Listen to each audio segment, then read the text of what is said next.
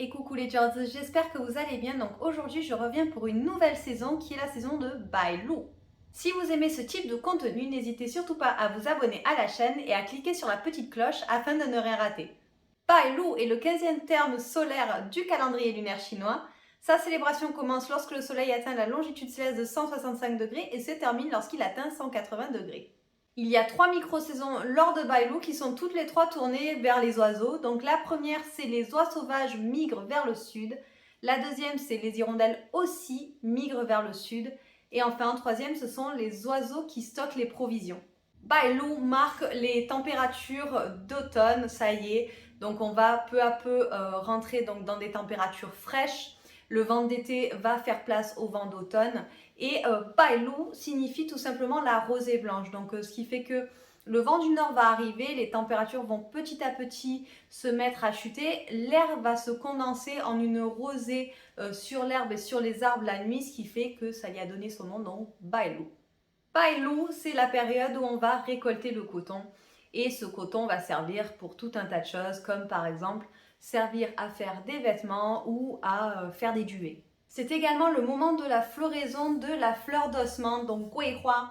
Et c'est une fleur qui ne laisse pas indifférente car son parfum est enivrant et on peut le sentir jusqu'à très très loin lorsqu'il y en a un dans les environs.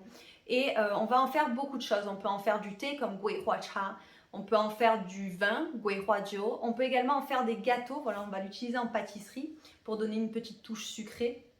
Et c'est une fleur qui a beaucoup d'importance dans la culture chinoise car elle représente la pureté, elle représente l'honneur et elle représente également la chance. D'ailleurs, à l'époque des examens impériaux, ceux qui réussissaient le mieux leurs examens impériaux étaient appelés zhegui. Donc zhegui, ça signifie littéralement attraper la branche d'osmante directement de l'arbre, ce qui prouve bien à quel point les personnes qui réussissaient le concours et qui était nommé Zhegui était très très doué. Il y a quelques traditions lors de Bailou. Donc la première, c'est de manger des longan. Donc dans le Fujian, on va manger les longan qui sont nommés longyan en chinois sous sa forme fraîche. Et en fait, cela signifie l'œil du dragon car on dit que la forme et également en fait le noyau qui est noir font penser à l'œil d'un dragon. Et on dit que cela renforce l'énergie de manger des longan. D'ailleurs, il y a un proverbe local qui dit « Manger un longan est l'équivalent de manger un poulet ». On va également boire ce que l'on appelle le thé de Bailou, donc Bailou Cha. Et c'est un thé que l'on récolte du moment de Bailou jusqu'à la première semaine d'octobre. En fait, l'humidité va aider les feuilles à pousser plus vite. Et c'est un thé qui est extrêmement populaire, notamment dans la ville de Nanjing, dans le Jiangsu. C'est un thé vert qui n'est pas aussi doux que le thé de printemps, mais qui est beaucoup plus prononcé, mais qui trouve quand même acheteur auprès des grands amateurs de thé. On va également boire ce que l'on appelle le vin de Bailou. Donc c'est un vin fait à base de riz gluant que les familles préparent elles-mêmes lors de Bailou et on dit qu'il a beaucoup de bienfaits comme notamment améliorer le métabolisme et affiner le grain de peau. Et voilà les Georges, c'est tout pour la saison de Bailou. J'espère que vous aurez apprécié la vidéo et que vous aurez appris quelques petites choses.